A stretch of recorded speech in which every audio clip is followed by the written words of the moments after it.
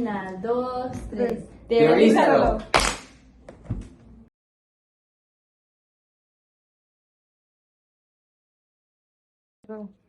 Hola, buenos días, bienvenidos al podcast Teorízalo. Nosotros somos Dana Sánchez Anet Colores. Oscar Genel. Ángel Ceballos. y Beth Aguirre. y su servidor Liam Soto. El día de hoy, en el episodio 2 de la temporada 2, vamos a abarcar el tema de la hermenéutica, que para comprenderlo un poco a grandes rasgos, la hermenéutica se encarga de interpretar todo en el mundo, en pocas palabras, que en un inicio empezaba solamente por tratar de interpretar los textos o los escritos religiosos, pero eso lo veremos más adelante. Y para comenzar, vamos con mi compañero Oscar Genel, que nos va a hablar un poco sobre... Les voy a hablar un poco sobre la interpretación, que es el núcleo o lo más importante en la hermenéutica. La interpretación va ligada a los prejuicios, entonces esto se entiende a que las personas interpretamos para poder entender el mundo y pues todo lo que conlleva sin embargo no vamos a entender lo mismo nunca, ya que todos tenemos una serie de prejuicios diferentes. Entonces, esto nos explica un poco que no importa mucho si te encuentras en el mismo contexto, ya que por nuestras vivencias, nuestras experiencias, el cómo te criaron, con quién te juntaste o ese tipo de cosas en tu infancia que te ayudaron a ser la persona que eres ahora, hoy en día, vas a tener una serie de prejuicios diferentes a la mía, sin importar en dónde te encuentres. Aunque el contexto sí es importante, ya que igual en muchas culturas, en otras sociedades, en otros países, hay muchos prejuicios diferentes a los que hay en otros lados del mundo. Sin embargo, esto nos da a entender que nunca vamos a poder comprender de la misma manera todos un concepto, en el mundo. La interpretación es más que nada el cómo tú ves, el cómo tú capturas la esencia de algo. Es así decirlo, yo tengo un compañero y un compañero me dice algo, yo lo puedo interpretar de cierta manera como ella lo puede interpretar de otra manera, ya que no tenemos los mismos prejuicios. Así como yo lo puedo ver de algo malo, ella lo puede ver como algo bueno, ya que en la interpretación existen este tipo como de tintes en los cuales yo puedo entenderlo de manera un poco más agresiva y ella lo puede entender de una manera mucho más pacífica. Entonces, más que nada, eso es la interpretación. La interpretación es como el cómo tú recibes y cómo comprendes, cómo tú tratas de entender lo que está frente de ti en el mundo. Igual para complementar un poco lo que les acabo de comentar, mi compañera Ivette les va a hablar un poco de De la hermenéutica en el arte, la música y literatura. Bueno, les explico un poquito esto, que pues ya lo dijo Oscar, que la interpretación en en todo en general es como los prejuicios hacen que mires las cosas de distinta manera. Entonces, en el arte, poniendo como ejemplo una pintura de Van Gogh, mucha gente lo puede ver como tristeza, soledad o dependiendo su contexto, como ya dijiste, y otros lo pueden ver como esperanza, paz, tranquilidad y así. Otro ejemplo en la música serían las canciones o las letras, que igual depende de tu contexto o tu situación, lo puedes ver distinto, poniendo como ejemplo una canción de amor. Alguien que ya pasó por un proceso de separarse de una relación, una canción de amor la ve como tristeza. Y cuando están apenas iniciando su relación, la ve como alegría, que inician una nueva vida. Y ya después en la literatura, ¿han visto El Principito? Sí. Sí. ¿O lo han leído? Sí, porque se quiere reír, Oscar. Es que no lo he visto, lo he leído, amiga. ¿Y tú? Yo. pues ya al revés. Ajá, es que está en la película. Ajá. Bueno, en El Principito, los niños lo ven como un cuento, lo ven como que, ay, qué bonito, El Principito. Y ya la gente adulta lo ve como una reflexión. Entonces ahí se miran los distintos contextos en cómo interpretan un cuento, la música o una pintura de arte. Muy bien. Para seguir con la hermenéutica, ahora vamos a ver esta misma, pero en las redes sociales. Bueno, como sabemos, la hermenéutica es el arte o la teoría de la interpretación del sentido. Esto tradicionalmente es visto en cosas como la Biblia, la filosofía y la literatura. Interpretándolo en una forma que abarca las redes sociales, podría decir cómo nosotros le damos sentido al significado de los emojis, de las imágenes, lo que publican las personas. Bueno, yo recientemente miré una publicación Ajá. Sí. ¿Qué publicación? Sí. ¿Qué publicación? Que eran dos señores que van al gimnasio, pero uno es licenciado en nutrición y el otro es entrenador, un coach, que también tiene pues su licenciatura. Y uno de ellos, su manera de transmitir un mensaje es a través como de pasivo-agresivo. Y el otro es más pasivo, o sea, es más comprensivo de que no, pues que no hay que satanizar los alimentos, de que si te quieres comer unas galletas está bien, pero balancea tu alimentación. Y el otro te lo empieza a decir de una manera de que no, pues que no le metas eso a tu cuerpo, que porque es un combustible malo, y empezó así, pero lo hizo de una manera más agresiva. Entonces, cuando el señor agresivo subió un video, la gente empezó a decir, ay, ¿por qué atacas al licenciado en nutrición? ¿Que por qué atacas y por qué atacas?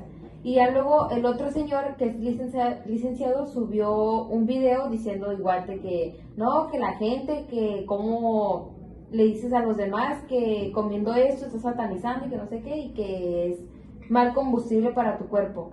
Y entonces el otro dice, no, que yo no estoy diciendo que es mal combustible, solamente que la gente está interpretando mal mi mensaje, de que, diciendo que yo dije que no lo deben de comer, siendo que yo dije que lo coman de manera balanceada, y lo dijeron los dos licenciados igual, pero lo interpretaron a gente diferente por su manera de decirlo. O sea, trataron de dar un mismo mensaje, pero lo dijeron de forma distinta y lo Ajá. interpretaron a cada quien su punto de Ajá. vista, que es eso precisamente la hermenéutica en las redes sociales, que cada persona da su perspectiva de cada situación, tanto como las cosas que publican, los mensajes que intentan dar y las imágenes o el ejemplo que dio mi compañera precisamente. Y ahora, para continuar, vamos a seguir con el tema de mi compañera. Ok, pues siguiendo justamente con el tema entra muy bien porque mi tema habla acerca de cómo entendemos a los demás a través de la hermenéutica, recordando que es esa interpretación y además de los prejuicios, la perspectiva, es las manifestaciones que la podemos llegar a ver, están las emociones. Claramente, como lo mencionas, una persona que tiende a ser más agresiva, más enojona, digamos que tiende a ser un poco más fría. En cambio, una persona que puede ser un poco más tranquila y más calmada a la hora de explicar, pues sí se entiende distinto las cosas. Puntos importantes para tocar en este caso, que las interpretaciones no solamente es ese evento.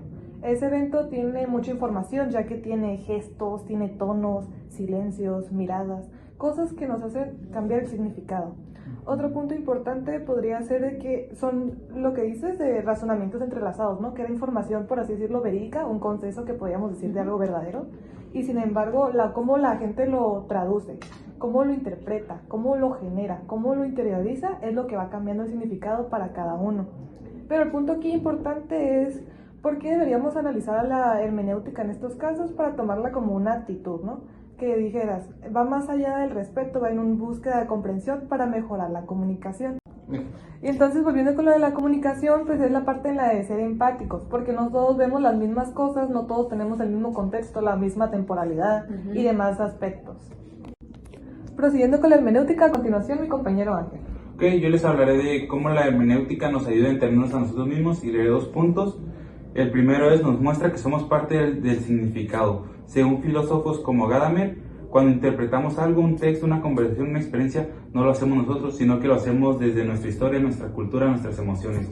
Un ejemplo de esto podría ser cuando leemos, 2 personas leen un poema, cada persona lo interpreta desde la manera que tiene, pues, sus mismos prejuicios. Lo interpretan de diferentes maneras. Y el otro punto es que nos ayuda a reinterpretar nuestra historia. Gadamer y otros filósofos dicen que comprender es reconfigurar el pasado. No cambiamos lo que pasó, pero sí el sentido que le damos.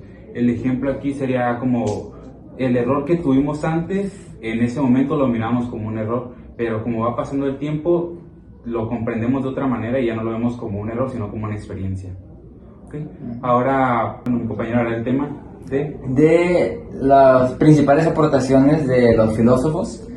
Y aquí sí se puede ver un poco la complejidad que es el tema de la hermenéutica, y me gustaría, si se me llega a pasar algún punto, algo que me hace falta aclarar, me apoyen entre todos. Okay. El primer filósofo es Heidegger, que yo, para que se comprenda cada uno de los filósofos, son 3, utilicé 3 frases diferentes para comprenderlo mejor.